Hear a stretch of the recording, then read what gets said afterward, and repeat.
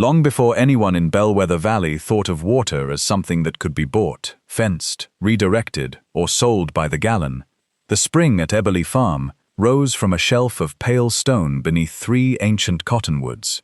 It began without spectacle. There was no waterfall, no dramatic cleft in the earth, only a steady trembling of clear water through moss-dark rock. From there it slipped into a narrow channel dug by hand, crossed the Eberly pasture, filled a holding pond, and descended toward the lower farms. In dry years, when creek beds cracked and dust hung over the fields, that spring kept cattle alive, gardens green, and kitchen pumps working throughout much of the valley. The Eberlys had never owned all the water. Nobody did. Not in the way a person owned a barn or a wagon. The family held the land around the headwater and maintained the gates and channels that distributed its flow. Every generation understood the arrangement. The spring belonged first to the earth, then to those who depended upon it, and only after that to the family burdened with protecting it. That burden had shaped Maude Eberly's life. She had been born in the upstairs bedroom of the farmhouse during a thunderstorm that knocked out the valley telephones. Her father, Walter, liked to say the storm had been announcing her. Her mother, Lillian, always replied that Maude had needed no announcement. Even as a baby, she had possessed a watchful stillness that made people lower their voices around her. She grew into a broad, heavy child, with dark hair, dark eyes, and a patient expression that strangers often mistook for passivity. By 15, she could lift feed sacks that made grown men grunt. By 20, she could repair a broken gate, guide a laboring mare, set fence posts, and recognize by sound whether the north irrigation wheel was running too fast. Her brothers, Martin and Clive, learned different lessons from the farm. Martin, the eldest, learned that the family name opened doors in the valley. He liked being called Walter Eberly's son. He liked entering the general store with dust on his boots and hearing men ask how the farm was doing, though he rarely stayed long enough to know. He had a quick smile, an easy voice, and the dangerous confidence of a man who believed charm could substitute for effort. Clive, 2 years younger than Martin and 4 years older than Maude, learned resentment. He hated dawn milking, hated mending wire, hated the cold mud that swallowed boots in spring. He believed farm work was proof that life had cheated him. Where Martin drifted away with a grin, Clive left angry. Maude stayed. At first, staying had not felt like a decision. It was simply what happened one season after another.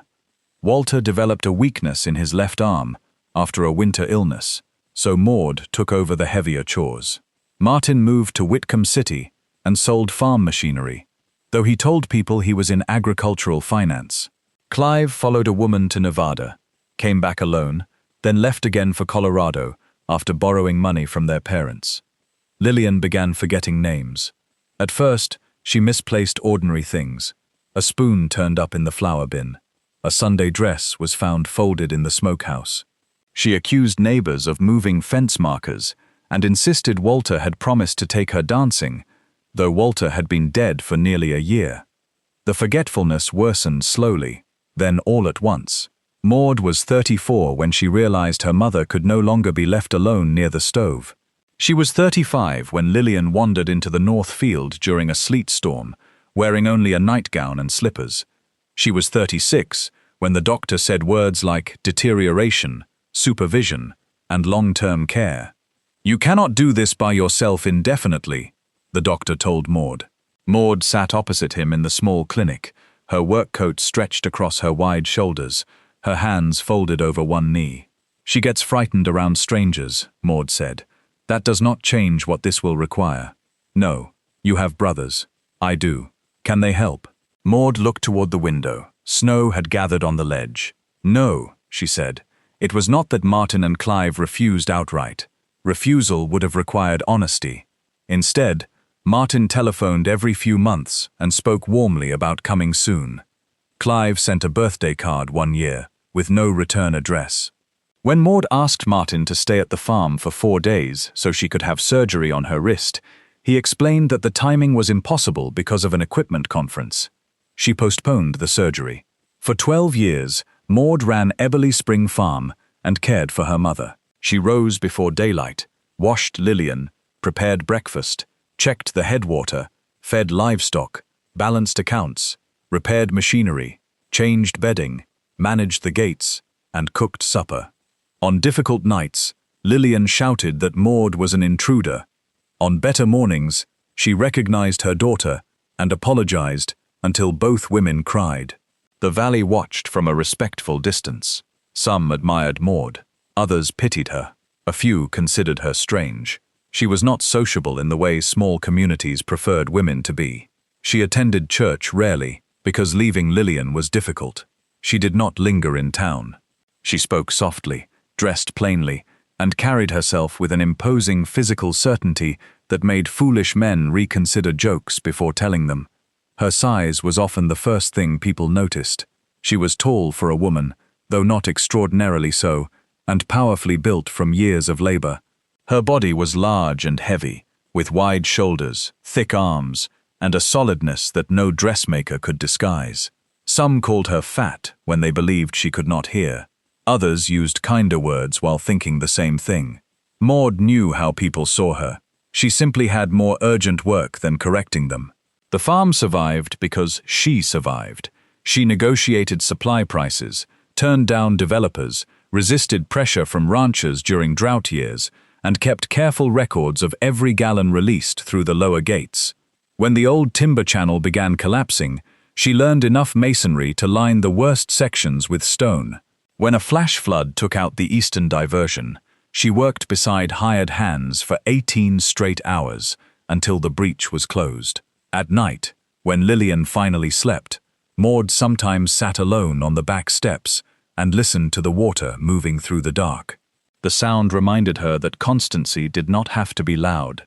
Lillian died in early October, with yellow cottonwood leaves brushing the upstairs window. Her last clear day came 3 weeks before the end. She woke knowing exactly where she was and who sat beside her. "You look tired," she told Maude. "I am tired. You should have told me." "I did, Mama," Lillian smiled faintly. "Then I suppose I forgot." Maude looked down at their joined hands. "I'm sorry," Lillian whispered. "There's nothing to be sorry for. There is always something. Not between us." Lillian's eyes moved toward the window. "Your father thought the boys would come around. So did you." "Yes." Her gaze returned to Maude. "I was wrong." Maude said nothing. "The land goes to you," Lillian continued. "All of it." "Mama, we don't need to talk about that." "We do. The papers are done. Mr. Hanley saw to it." Maude felt a tightening in her chest. "Martin and Clive will fight. They fight shadows when there's no one else around. They'll say I turned you against them. Did you? No. Then let them say it." Lillian squeezed her daughter's fingers with surprising strength. "You kept the water moving," she said. "Remember that when they tell you what you are." "What am I?" "My strongest child." 3 weeks later, Lillian died before sunrise. The funeral drew nearly everyone in Bellwether Valley. Martin arrived in a new black sedan and wore a suit too fashionable for the county. Clive came with a split lip, a western jacket, and the restless eyes of a man who had recently lost money. They stood on either side of Maude at the graveside. Martin cried publicly. Clive did not cry at all. Afterward, women from the church filled the farmhouse kitchen with casseroles, bread, sliced ham, and coffee. Neighbors spoke quietly in the parlor. Maude moved among them in a black dress that pinched under her arms. She accepted condolences, washed cups, and watched her brothers reacquaint themselves with the house, as if they had returned to an inheritance already divided. Martin examined the mantel clock. Clive opened the door to Walter's old office. Maude saw both things and said nothing. That evening, after the last visitor left, Martin poured whiskey into 3 glasses without asking. "To Mama," he said. Maude did not take hers. Clive drank immediately. Martin leaned against the kitchen counter. "We should discuss practical matters." "Not tonight," Maude said. "We're all here. We buried her this afternoon, which is why it makes sense to handle things while we're together." Clive dragged a chair from the table and sat backward on it. "Martin's right." Maude looked at him. "That must be a comfort to both of you." Clive's jaw shifted. Martin smiled, as though managing a difficult customer. "No one wants conflict, Maudie." She had not been called Maude since she was 12. Then don't bring it into my kitchen. Martin's smile faded at the edges. Our kitchen? No. The room became very quiet. Maude looked from one brother to the other. Mama left the farm to me, she said. Mr. Hanley will read the will on Monday, but you may as well know now. Clive pushed upright so quickly, the chair scraped the floor. All of it? Yes. That's not possible. It is. Martin remained still, though his face lost color. What did she leave us? Personal items, some money, not much. Clive laughed once, harshly. You poisoned her against us. I took care of her. You kept us away. You knew the road. Martin raised a hand. Everyone needs to calm down. I am calm, Maude said. Clive stepped toward her. He was tall, but thinner than he had been in youth, the flesh around his eyes loose and grey. You think because you stayed here and played saint, you own everything. I don't think it. I have the deed. The deed can be challenged. Then challenge it. Clive came closer. Maude did not move. For a moment, something old passed between them. The memory of childhood quarrels, of Clive breaking a bucket and blaming her, of Maude taking punishment because defending herself would only prolong it. But she was no longer a child, and he no longer seemed enormous. Martin stepped between them. Enough, he said. Then, more softly, to Maude, we'll talk Monday. They left before dawn. For the next 6 weeks, nothing happened. Maude almost wished it would.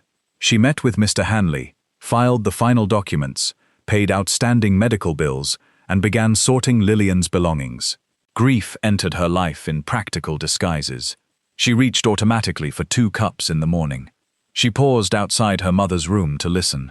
She bought peach preserves at the market, and remembered, after paying, that no one in the house liked them anymore. Winter moved down from the mountains. The first warning came from a letter bearing the name March Agricultural Holdings. The company wanted to discuss a mutually advantageous acquisition involving the northern portion of Eberly Farm and its water access. Maude answered with one sentence. The property is not for sale. A second letter offered more money. A third mentioned regional development, employment opportunities, and improved water infrastructure. Maude filed them all. Leopold March was known throughout the state, though few people in Bellwether Valley had met him. He had made his fortune buying distressed land, consolidating water rights, and building processing plants near agricultural towns, desperate for jobs. Newspaper photographs showed a lean man with silver hair, rimless glasses, and an expression of thoughtful concern.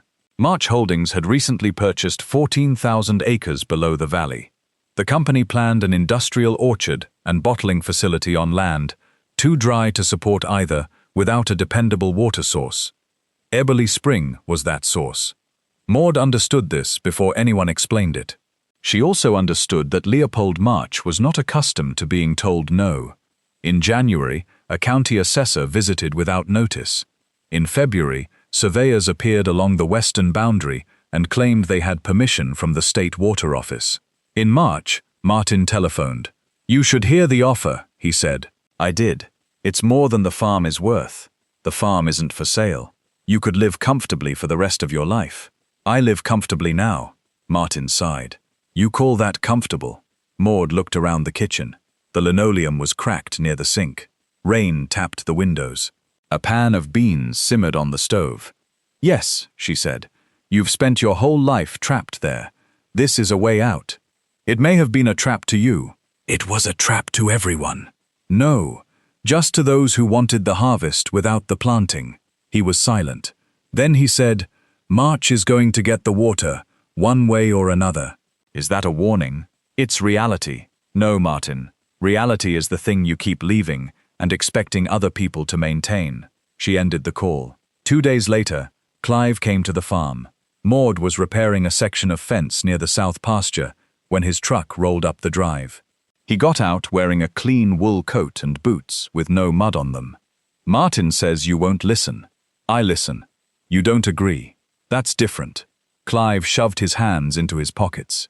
"We deserve part of this place. You received what Mama gave you. She wasn't in her right mind." Mr. Hanley, her doctor, and 2 witnesses disagreed.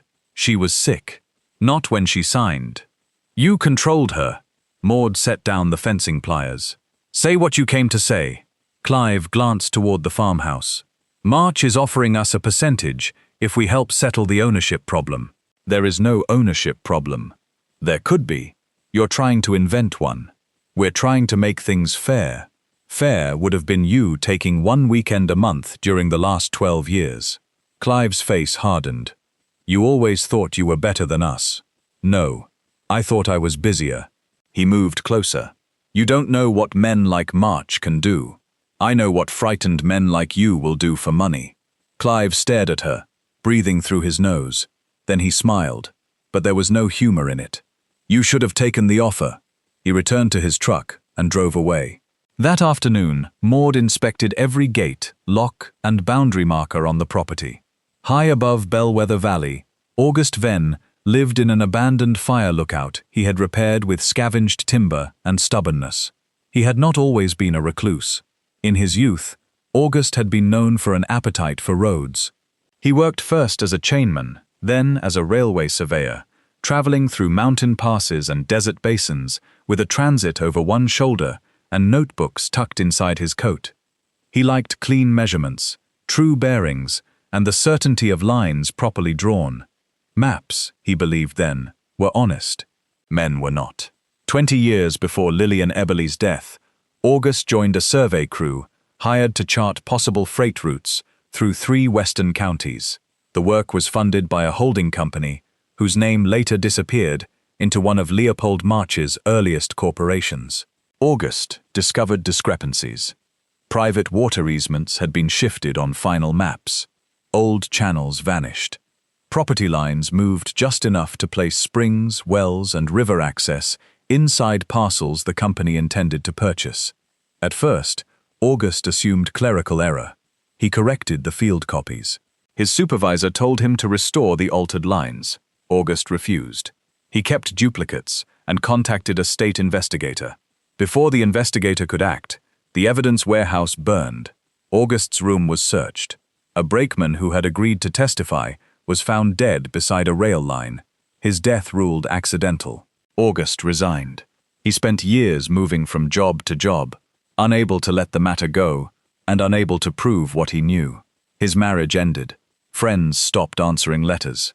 He began drinking, then stopped, only after waking one winter morning in a drainage ditch with ice in his beard. Eventually, he retreated to the mountains. He hunted rarely, trapped never, repaired tools for cash, and came into Bellwether twice a month for flour, coffee, lamp oil, and mail that usually did not exist. People considered him peculiar but harmless. Maude knew him only by sight. She had seen him at the feed store, narrow-shouldered and weathered, with a graying beard and pale eyes that seemed to measure distances no one else noticed. He walked with a slight stiffness from an old injury. He spoke politely and left quickly. August knew more about Maude than she knew about him. He had crossed Eberly land years earlier while tracing a forgotten railway grade. Walter had given him dinner. Lillian had packed biscuits for his climb back into the hills. Maude, then a young woman, had been in the barn setting a splint on a calf's leg. He remembered her kneeling in straw, sleeves rolled above thick forearms, speaking gently to the frightened animal. He remembered thinking that the farm had found its proper keeper. In late March, August came down from the mountain for supplies and saw a black automobile parked behind the Bellwether Hotel. A silver-haired man stood beside it, speaking with Martin Eberly. August stopped across the street. He had not seen Leopold March in person for 19 years, but some faces settled permanently into the mind. March was older now, thinner, more polished, still unmistakable. August watched Martin pass him a folder. Then August walked into the county records office. The clerk knew him and frowned when he requested water maps from the Northern Valley. "Those were reviewed last month," she said. "By whom?" "Company surveyors." "March Holdings?" She hesitated. "That's public information," August said. "Yes. Were any amendments filed?" "Not yet." "May I see the originals?" The clerk glanced toward the back office. "They're unavailable." "Lost?" "Transferred for preservation." "Where?" "I don't know." August stood very still. When did that happen? Last week. He left without purchasing supplies. By dusk, he was walking toward Eberly Farm. Maude saw him from the barn and met him in the yard with a lantern in one hand and a hammer in the other. Mr. Venn, Miss Eberly, what brings you here? Leopold March. She did not react visibly, but the hammer lowered slightly. What about him? I saw him with your brother. That doesn't surprise me. It should concern you. It does. August looked past her toward the dark shape of the farmhouse. May we speak inside? No. He studied her face. You don't trust me. I don't know you. That is reasonable. Speak here. Wind moved across the pasture, carrying the smell of snow from higher ground. August said, March's company has altered water surveys before. How do you know? I was there. Maude waited. He told her enough to explain the old fraud, the missing maps, and his visit to the county office. He did not tell her about the dead brakeman or the years of fear that followed. Shame still clung to those memories, though he had never decided exactly what he was ashamed of. When he finished, Maude asked, Why are you telling me? Because your spring is worth more than any offer he has made. I know that. He may try to prove the headwater falls outside your deed. It doesn't. That may not matter if his map becomes the official one. She looked toward the northern ridge. I have copies. Of your deed. Of every water map filed since my grandfather's time. August felt something close to relief. Where? Safe. Your brothers know. No. Good. Maude lifted the lantern. Its light sharpened the planes of her face. You should go before the weather turns. I can stay nearby. Why? To help. I didn't ask. No. Do you often arrive at women's homes after dark and offer protection? Never successfully. A faint change touched her expression, not quite a smile. Then it was gone. I can protect myself, she said. I believe you. That answer surprised her. August nodded toward the house. But even a strong wall benefits from knowing where the flood is coming. Maude considered him for several seconds. There's coffee, she said at last. The storm began while they were in the kitchen. Rain struck the roof in hard diagonal bursts. August sat at the table while Maude poured coffee into thick white cups. The house was plain, clean and warm.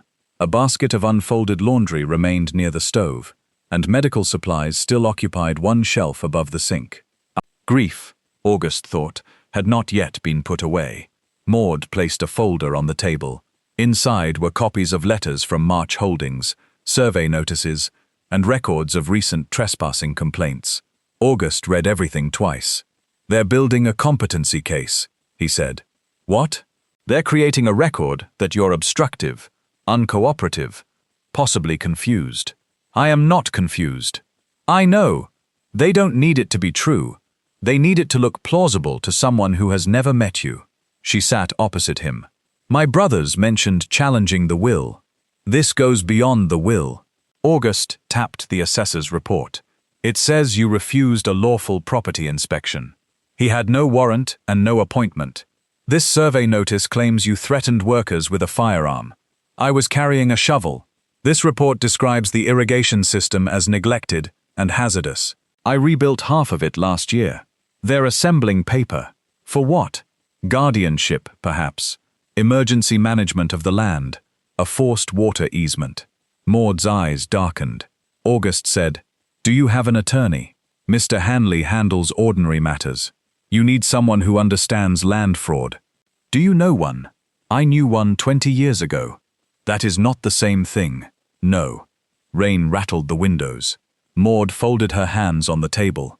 They were broad hands, scarred across the knuckles, the nails cut short. What would you do? She asked. Make copies of every record. Store them in separate places. Notify the State Water Board in writing. Document every visitor, and do not sign anything. I know not to sign anything. I expect you do. You expected me to be ignorant. I expected March to expect it. That distinction seemed to satisfy her. August remained until the rain weakened. Before leaving, he wrote the name of a retired state attorney on the back of an envelope. At least call her, he said. Maude looked at the name. Will she remember you? She may hang up. That wasn't my question. Yes, August said. She'll remember. Maude called the next morning. The retired attorney, Evelyn Sorrell, did not hang up. She listened, asked sharp questions, and instructed Maude to send copies by registered mail. She also warned that guardianship petitions could move quickly if supported by family affidavits. "Do not meet your brothers alone," she said. "I've known them all my life. That is precisely why people make mistakes around family." Maude promised caution. 3 days later, Martin and Clive arrived together. They came at noon in Martin's sedan. A second vehicle waited on the county road, partially hidden behind cottonwoods. Maude watched from the kitchen window. She had placed duplicate documents in 3 locations. One set was with Mr. Hanley, one was buried in a sealed metal box beneath the old smokehouse floor, and one had been taken to August's lookout. She carried no weapon. A shotgun would have changed the nature of the encounter, and Maude still hoped some remnant of brotherhood might restrain them. That hope lasted until Martin entered without knocking. Clive followed, locking the door behind him. Maude stood beside the kitchen table. "Leave," she said. Martin removed his gloves. "We need to settle this." "You can settle it from the road." He placed a leather document case on the table. Clive remained near the door. Martin opened the case and produced several papers. "These have been signed by a judge." Maude did not touch them. "What are they?" "Temporary guardianship orders." The words seemed absurd in the familiar kitchen. "Guardianship over whom?" "You." Maude looked at him. Martin adopted a sympathetic expression. "We told the court about the strain you've been under, Mama's illness, your isolation, the deterioration of the farm. The farm has not deteriorated. You haven't been well. I am standing here. Physical appearance is not the issue." Clive gave a short laugh. Maude turned toward him. "What did you say?" "Nothing." "No. Say it clearly." Clive's smile widened. "You don't exactly look healthy." Maude glanced down at herself. She wore a dark green work dress beneath a wool cardigan. Mud marked one boot. Then she looked back at him. "I worked 12 hours yesterday," she said. "How many did you?" Clive pushed away from the door. Martin lifted the paper. "The order authorizes us to supervise financial and property decisions until a competency hearing. Let me read it. We'll explain everything. Give it to me." Martin did. Maude read slowly. The document was convincing at first glance. It bore a court seal, a case number, and a judge's signature. But the county named at the top was wrong. Bellwether Valley fell under Carson County jurisdiction. The order named Denton County. She looked up. "This is forged." Clive moved before Martin could answer. He seized her wrist. Maude struck him across the mouth with the heel of her free hand. Clive stumbled into a chair. Martin shouted, "Stop!" Maude stepped toward the door. Martin caught the back of her cardigan. The knit fabric tightened across her throat. She twisted, drove her elbow into his ribs, and tore free. Clive recovered and lunged. He hit her hard enough to send her against the table. A coffee cup shattered on the floor. For an instant, the room went silent. Maude straightened. Blood touched the corner of her mouth. Clive stared as though he had not expected the blow to land. "You should go," she said. Her voice remained soft. That frightened him more than shouting would have. He swung again. Maude blocked the strike and drove both hands into his chest. Clive crashed backward against the stove. Martin grabbed her from behind. She planted her feet and threw her weight sideways, slamming him into the wall. A framed photograph fell and broke. They had come expecting a lonely woman weakened by grief. They had forgotten who had lifted their father from the barn floor after his stroke. They had forgotten who had dragged a calf from frozen mud, who had carried grain through fever, who had worked the farm while they left. But 2 men remained 2 men. Clive caught Maude by the hair and pulled her backward. Martin twisted her arm. She stamped on his foot, bit Clive's hand, and drove her shoulder into his stomach. They staggered through the kitchen door into the yard. Rain from the previous storm had left the ground slick. Maude shouted for help. Clive struck her in the face. She fell to one knee. Martin reached for the document case, yelling that she was proving their claim, that she was violent, unstable, dangerous. Maude rose and hit him with such force that he dropped the case. Clive grabbed the shoulder of her dress. The fabric tore from collar to sleeve. Cold air struck her skin. Humiliation flashed through her, followed immediately by fury. She turned on him. Her torn dress hung unevenly from one shoulder, mud streaked the skirt, and blood ran from a cut above her eyebrow. Yet there was nothing helpless in her stance. She seemed larger than either brother, rooted to the ground like one of the cottonwoods above the spring. "You will not take this farm," she said. Clive's face twisted. He tackled her. All three went down.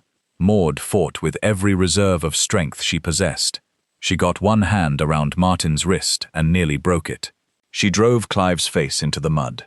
She screamed again, not from fear but rage, the sound carrying across pasture and channel.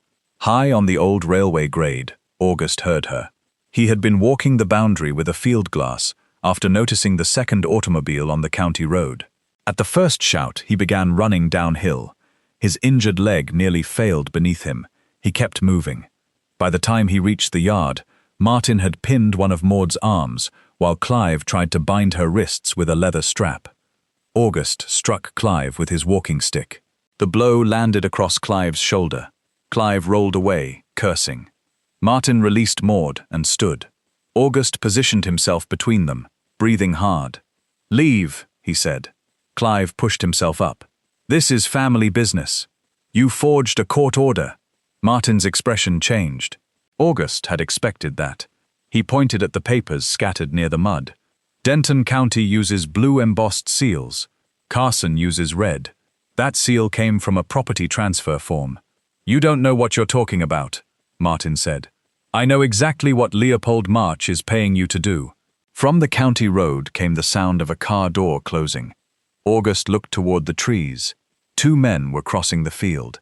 They wore long coats and moved with the purposeful calm of people accustomed to frightening others. Martin stepped back. "You should not have said his name." August helped Maude rise. She swayed once, then steadied herself. "Can you walk?" he asked. "Yes." "Inside?" "No." "Maude." She looked at the approaching men, then at the irrigation channel cutting across the yard. Her expression sharpened. "The lower gate," she said. "What?" "Open it."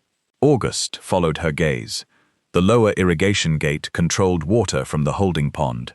Opened fully, it would flood the yard's shallow western grade and turn the approach from the road into mud. He understood. "You're hurt." "I know where the ground is," Martin said. "What are you doing?" Maude wiped blood from her eye with the back of one hand. "Keeping the water moving." She crossed the yard at a limping run. August followed. Clive started after them, but Maude snatched a broken fence rail and swung it low. He jumped back. At the channel house, she threw her weight against the iron gate lever. It resisted. Rust and pressure held it fast. August took the lever beside her. "Together," he said. They pulled. The gate groaned upward. Water surged into the western channel, struck the diversion stones, and spilled over the pasture lip. Within seconds, a fast-moving sheet crossed the approach road. The 2 enforcers stopped. One shouted at Martin. Maude released the lever and turned toward the barn. "What now?" August asked. "We make them come where we want them." She unlatched the horse stalls. 3 farm horses burst into the yard, frightened by shouting and rising water. Maude slapped the last one on the rump, sending it across the flooded approach. The enforcers scattered. Martin cursed. Clive climbed onto the porch. Maude pointed toward the narrow wooden crossing above the main channel. "It's the only dry path to the house once the yard fills," she said. August saw the design immediately.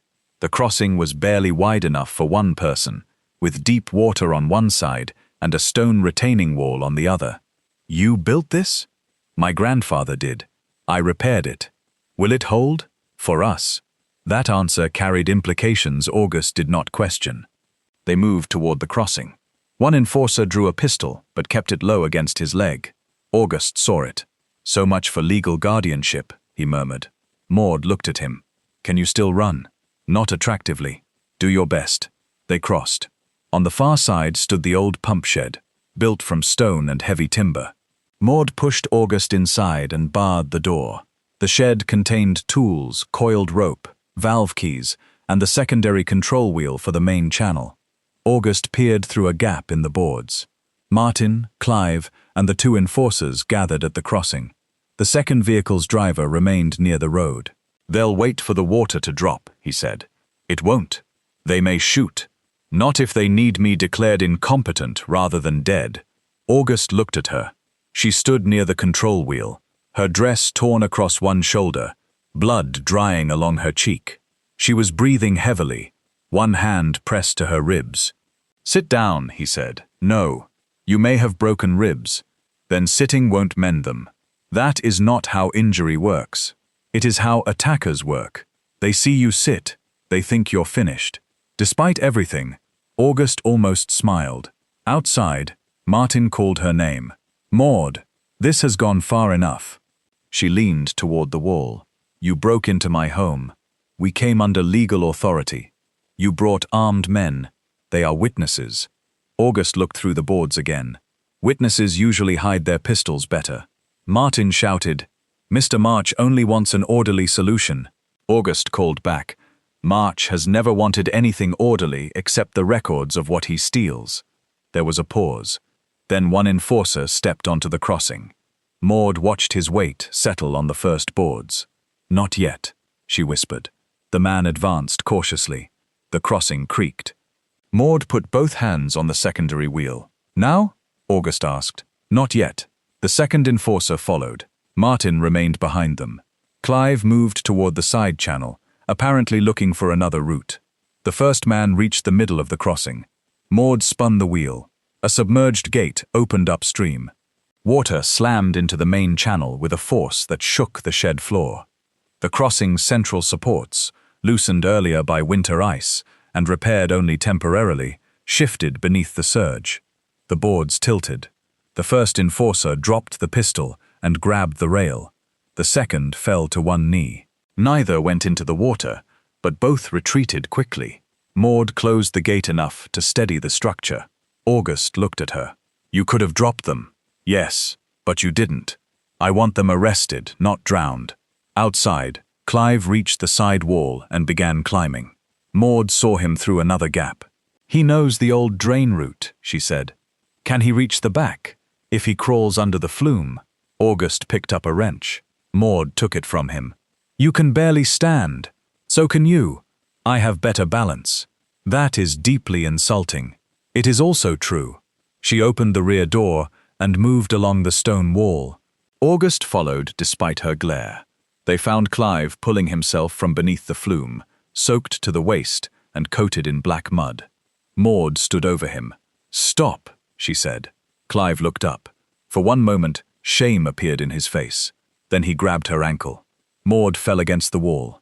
August swung the walking stick, but Clive caught it and jerked him forward. August struck the ground hard. Pain flashed through his injured leg. Clive climbed on top of him and raised the wrench Maude had dropped. Maude seized Clive by the back of his coat. She pulled.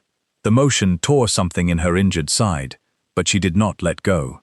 Clive came off August far enough for August to roll away. Clive turned and struck Maude across the face with the back of his hand. She stumbled.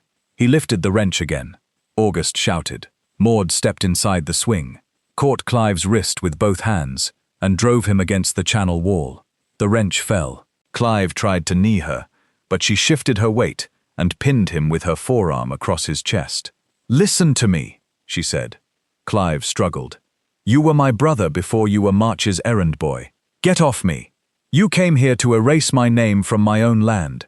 You got everything. I got the work. You always wanted it. I wanted you to help. Clive stopped struggling for half a second.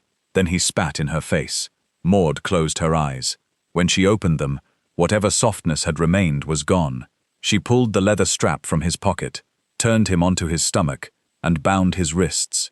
August sat against the wall, fighting dizziness. Maude came to him. Are you shot? No. Hit your head. My pride took most of it. She knelt and examined his eyes with practical concern. Up close, August saw the swelling along her cheek and the cut near her brow. He also saw that she was trembling, not with fear, with exhaustion. You should have stayed in the shed, she said. So should you. I own the shed. An excellent legal argument. A gunshot cracked across the channel. Stone splintered above them. Maude threw herself over August. A second shot struck the wall. August felt the weight of her sheltering him, the strength in her arms braced on either side of his body, the warmth of blood where her brow touched his cheek. For years afterward, he would remember that instant with painful clarity. She had been beaten, insulted, betrayed, and nearly bound on her own land. Her dress was torn, her face was bruised, every breath hurt her. Yet when the shot came, she covered him. August had once thought beauty was revealed by distance, the clean line of a mountain ridge, the elegance of a river marked correctly on a map, the quiet symmetry of a well-made bridge. He understood then that he had been wrong. Beauty was not fragility, it was courage made visible. "Maude," he whispered, "I'm all right. You're bleeding. So are you." Not as impressively. Another shot struck the pump shed door. The armed enforcer had crossed by clinging to the support rail. Maude looked toward the channel controls. "The spillway," she said. August followed her gaze. A release rope ran from the secondary gate to the emergency overflow. Pulling it would send water through the abandoned mill race behind the wall. "What does it do?" he asked. "Changes the ground." That was all the explanation she gave. She crawled toward the rope while August dragged Clive behind a timber buttress. The enforcer rounded the wall. "Stop!" he shouted. Maude pulled. The emergency gate opened with a deep mechanical thud. Water burst through the mill race beneath the enforcer's feet. The earth, which had appeared firm, collapsed into a shallow wash. He dropped the pistol and fell to his knees in rushing mud. August lunged for the weapon. The man struck him. August fell backward into the channel edge. His bad leg slipped beneath him. Water caught his coat and pulled. Maude released the rope and dove forward.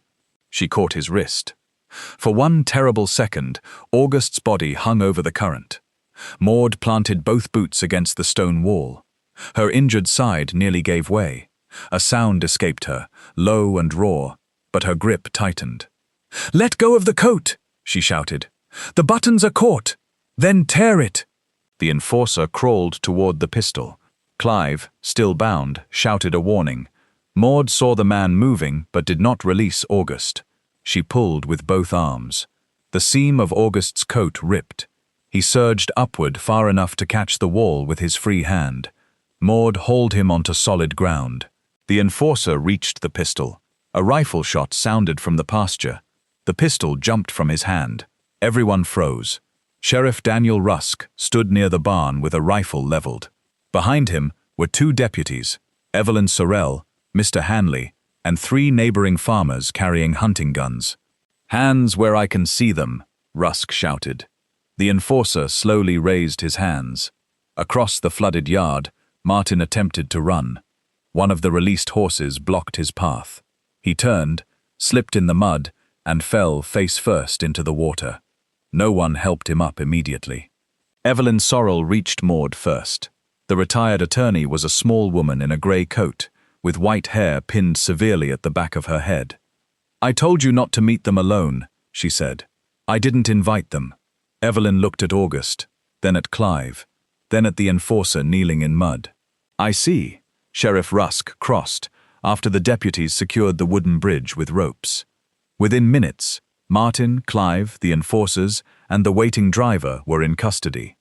Maude refused medical attention until August was examined. August refused to be examined until Maude was. The doctor solved the disagreement by treating them side by side on the pump shed floor.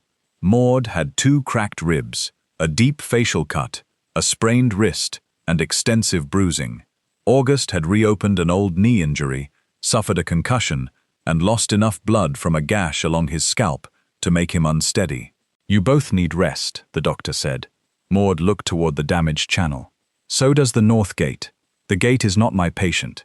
It may not survive the night." August raised one hand. "I'll see to it." "You cannot walk," Maude said. "I can supervise. You supervise like a man falling downstairs. And yet I remain available." Evelyn stepped between them. "The neighbors will handle the gate. You two will go to the house and lie down before I have the sheriff arrest you for stupidity." Sheriff Rusk considered this. "I'm willing." Maude finally yielded. The papers found in Martin's document case were more damaging than anyone expected.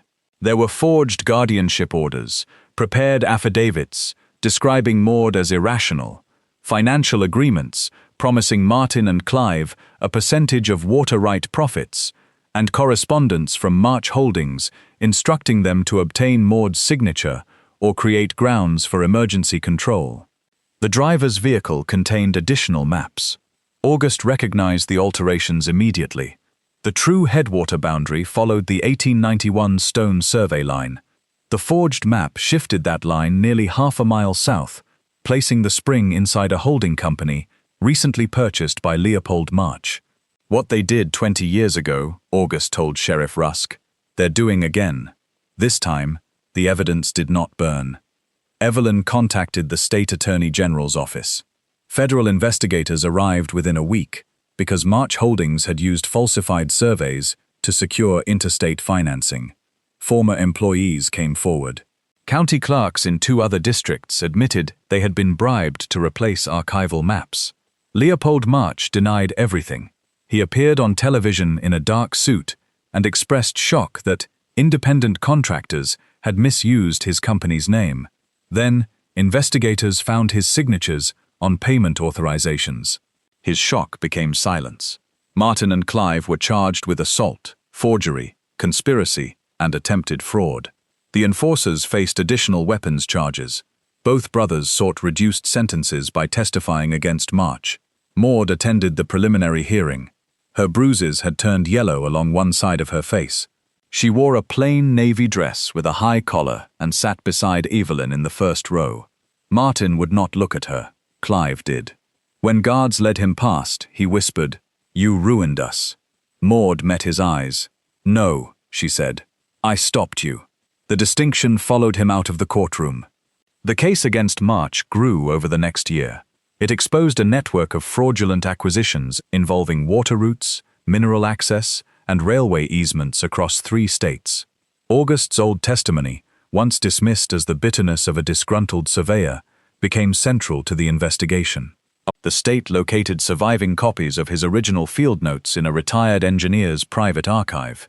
His lines had been accurate. For the first time in 2 decades, August saw his name printed beside the word credible. He did not react as he expected. There was no triumph, no sudden lifting of the past, only a quiet loosening inside his chest. He folded the newspaper and returned to repairing Maude's north gate.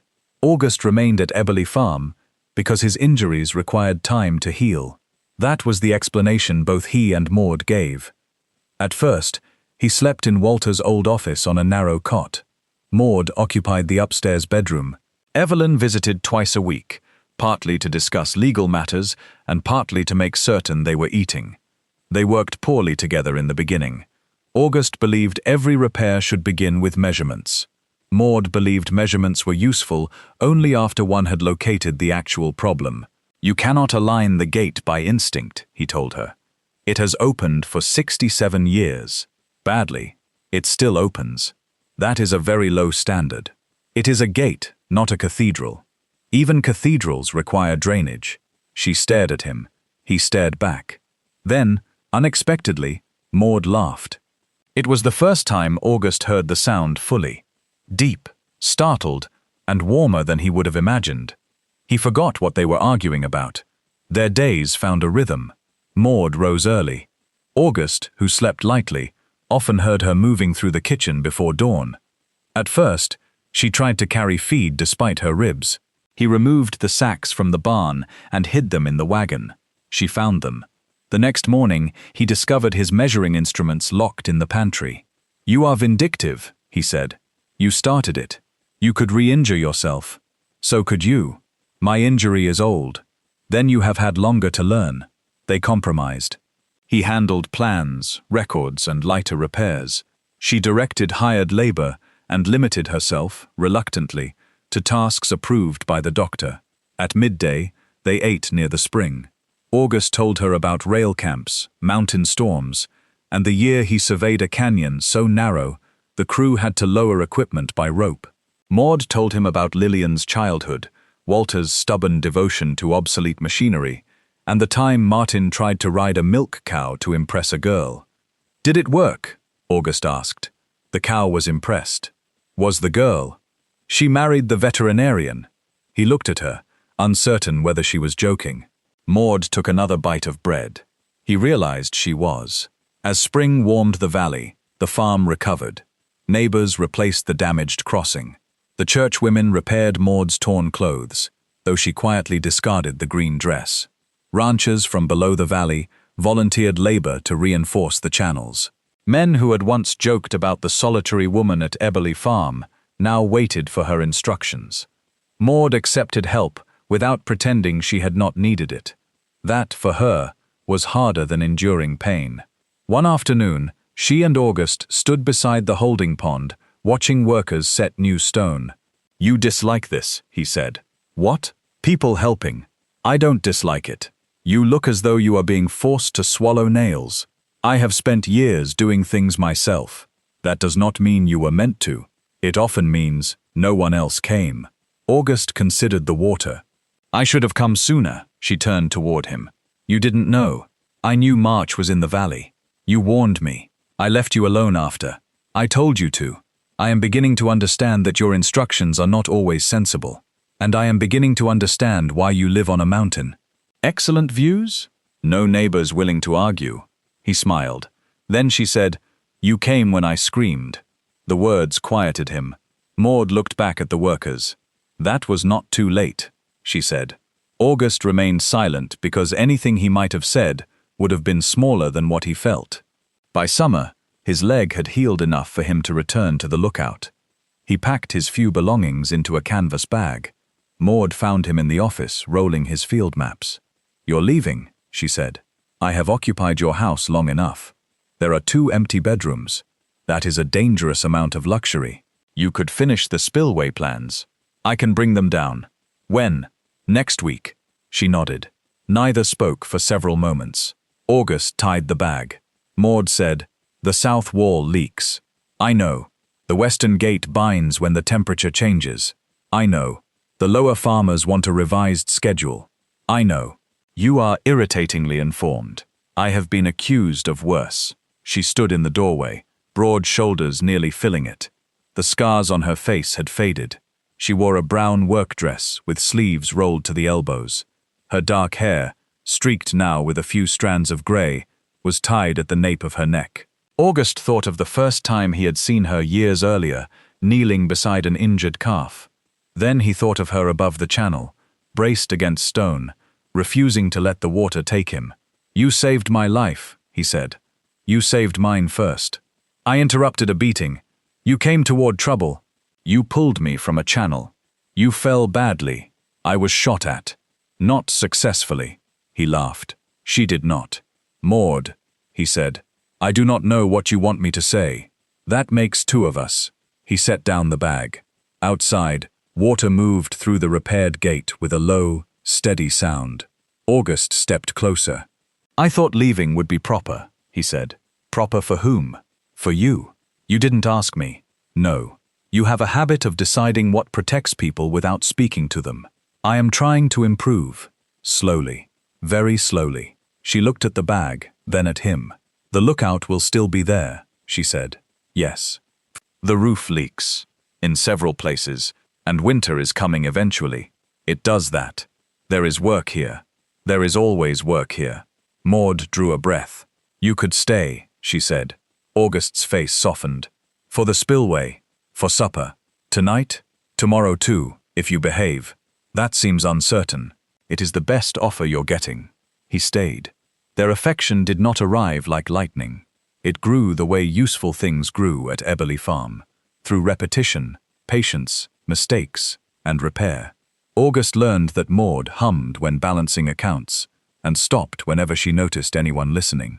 Maude learned that he woke from nightmares during thunderstorms and calmed when he could see a lamp burning in the hall. He showed her how to use a surveyor's transit. She taught him to judge soil moisture by pressing a handful of earth between his fingers. They disagreed about coffee strength, fence angles, window repairs, and whether a person needed 3 separate hammers. One for framing, one for finishing, one for masonry, August explained. They all strike nails. By that reasoning, every spoon is a shovel. She bought him a fourth hammer for Christmas. He built her a writing desk beside the kitchen window. Neither mentioned marriage. People in the valley mentioned it for them. At the feed store, Mrs. Pritchard asked Maude whether Mr. Venn had settled in permanently. He has not settled, Maude answered. He reorganizes. At church, Sheriff Rusk asked August if he planned to make an honest woman of her. August replied, "She has never required my assistance in that area." The sheriff did not ask again. Martin was sentenced first. He accepted a plea agreement and received 6 years, with the possibility of early release. At sentencing, he apologized to the court, to the community, and to all parties affected. He did not say Maude's name. Clive received 9 years after refusing an early agreement, and later attempting to withdraw his testimony. Before he was transferred, he wrote Maude a letter. She left it unopened for 3 days. Finally, she read it at the kitchen table while August repaired a lamp. Clive blamed Martin, March, debt, alcohol, bad luck, and their father. Near the end, he wrote that Maude had always been stronger and had used that strength to make him feel small. She folded the letter. August looked up.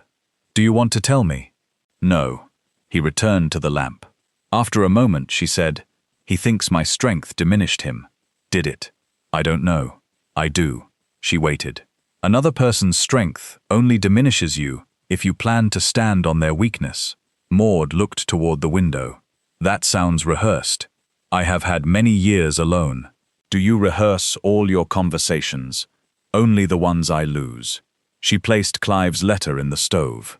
The flame caught slowly. Leopold March's trial lasted 4 months.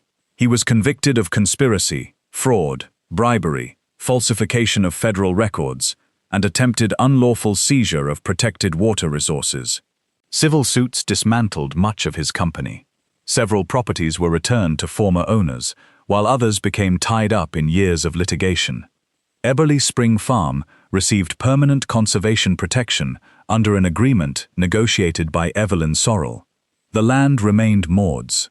The water could not be transferred to an industrial owner without approval from the Valley Cooperative, the state, and every farm holding historical access.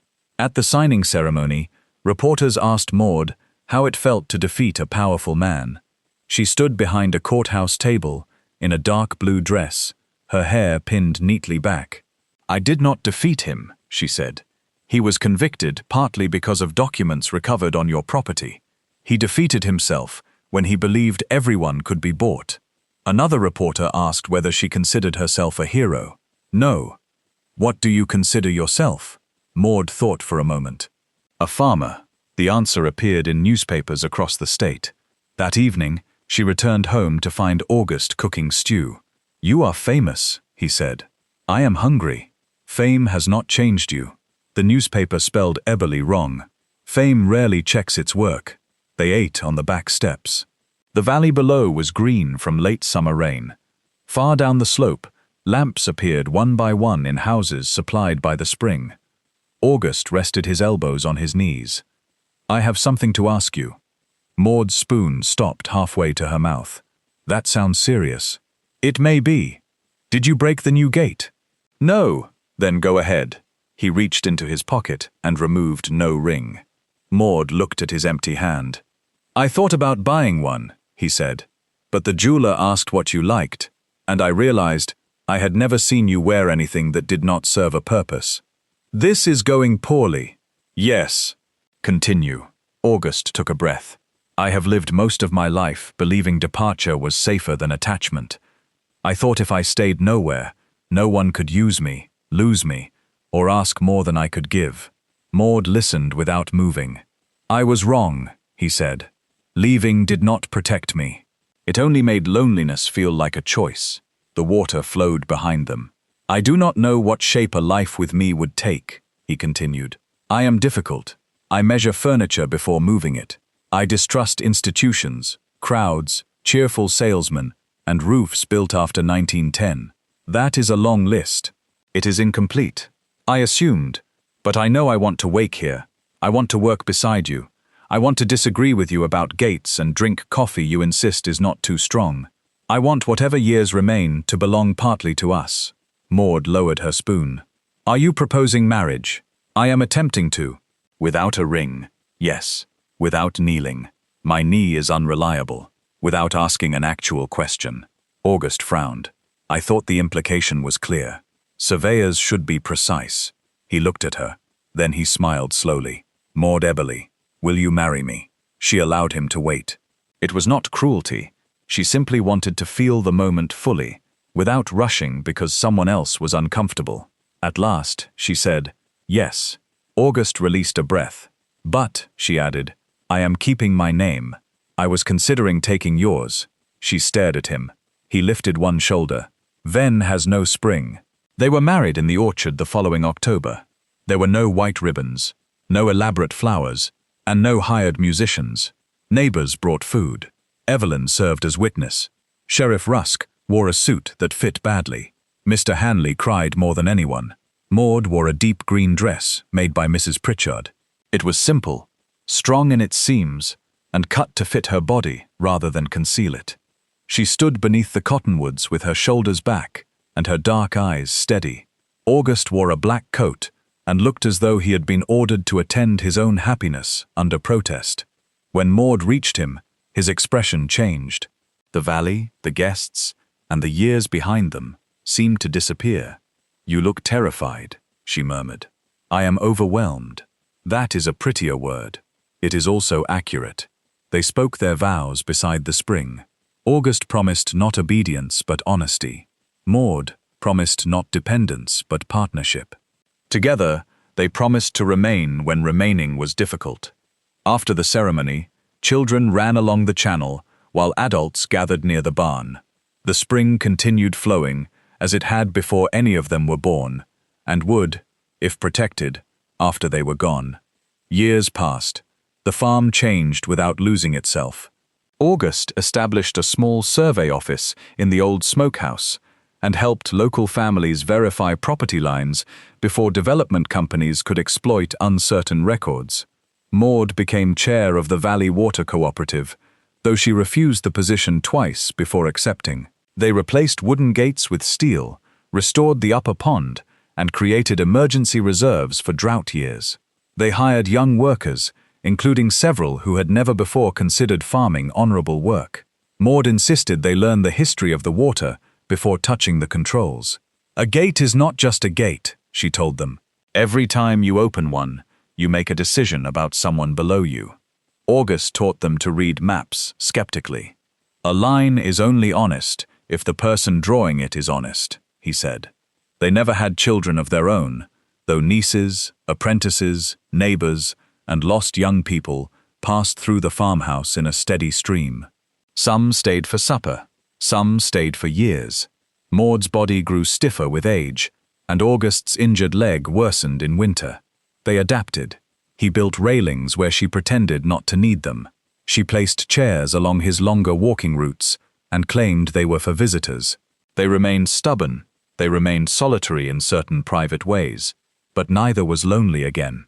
Once, many years after the attack, Maude found August standing beside the narrow crossing above the channel. It had been rebuilt in stone and steel, wide enough now for a small tractor. You are brooding, she said. I am remembering. She stood beside him. The water below was high with spring runoff. I thought you were the most beautiful woman I had ever seen here, he said. Maude glanced at him. I had blood on my face. Yes. My dress was torn. Yes. I was covered in mud. You were magnificent. She shook her head. You had a concussion. I have considered that possibility. And I reached the same conclusion without one. She leaned her forearms on the rail. People used to look at me and see only what was large, she said. August waited. My body, the farm, the burden. They thought large meant slow, or foolish, or available to be used. They were wrong. Yes. There was no pride in the answer, only certainty. August touched her hand.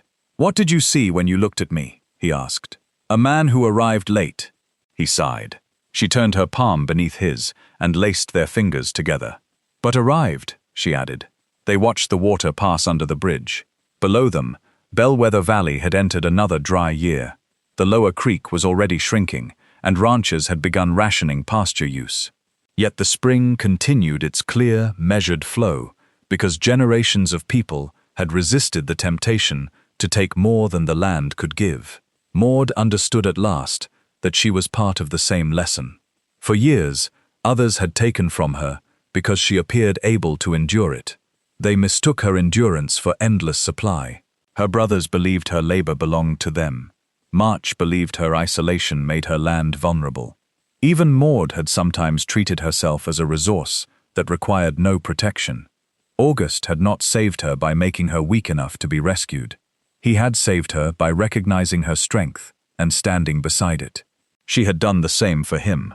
The truth was simple, though it had taken both of them most of their lives to learn it. Strength was not proven by carrying every burden alone. Real strength knew when to resist, when to ask for help, when to protect what mattered, and when to let another person share the weight. Water could nourish a valley, but only if someone guarded its source. Love could restore a life, but only if pride did not block its path. And no person, no matter how powerful, wealthy, wounded, or alone, had the right to build a future by stealing another human being's dignity. The spring kept moving through the valley, clear beneath the cottonwoods, reminding everyone who depended upon it that what sustains many must never be surrendered to the greed of a few, and that the strongest people are not those who stand above others, but those who stand beside them when the ground begins to give way.